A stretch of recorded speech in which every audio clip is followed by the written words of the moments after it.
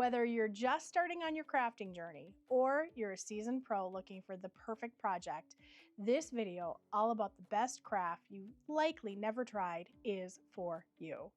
Hi, I'm Allison, and behind the camera making all the magic happen is producer Ken, and we are from Tiny Apple Fabric and Crafts.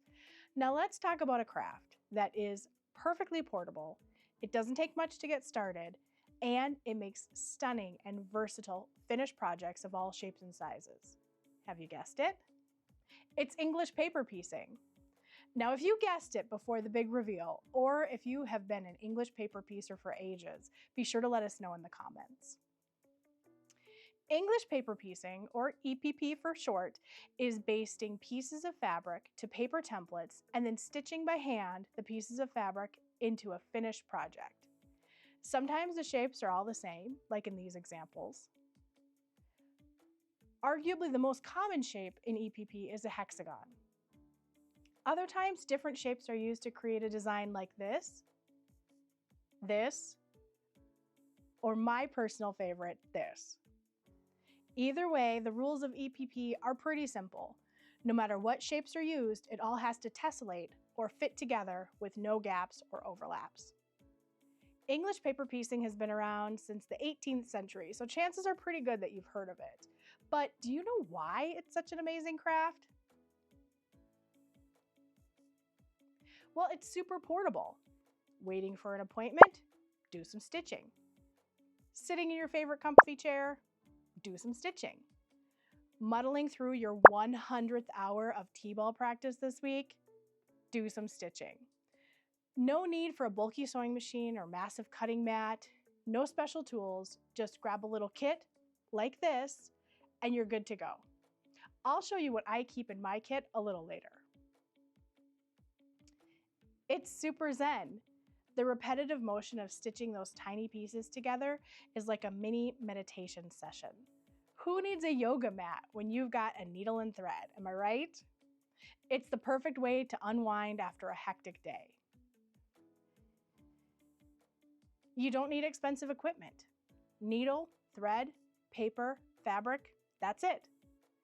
Now, just like any craft, there are tools that can make your experience easier and more fun, like magnetic pins, thimbles, glue sticks, templates, and so on. But all of those are completely optional and in most cases, not terribly expensive. It's great for beginners. No special skills are needed here.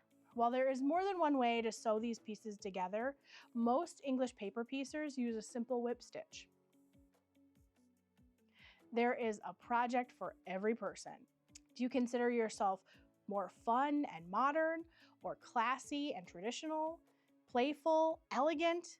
I promise there is an English paper piecing project that is the right size and feel for you. What do I keep in my English paper piecing kit? I thought you'd never ask. Milliners or straw needles. I like a size 9. Some people prefer 10 or 8. The trick here is thin, sharp, and smooth. Thread. Just about any thread will do, but I find that 80 weight bobbin thread is strong and makes an almost invisible stitch. Super sharp snips. A glue pen. Sew tight magnetic pins. A wonder clip. The best needle threader known to man. Some project pieces to stitch. If you're ready to start an English paper piecing project of your own, you have found the right place. This month we are starting our Big Blooms EPP Sew Along. It's free to join, and each week we'll be posting helpful videos right here on YouTube. Join us for tutorials, tips, and a whole lot of fun as we stitch together this fabulous project. Be sure to subscribe and click the bell so you'll be notified as soon as our next video drops. You can also click the link in the description to sign up for our free newsletter. Until then, happy stitching!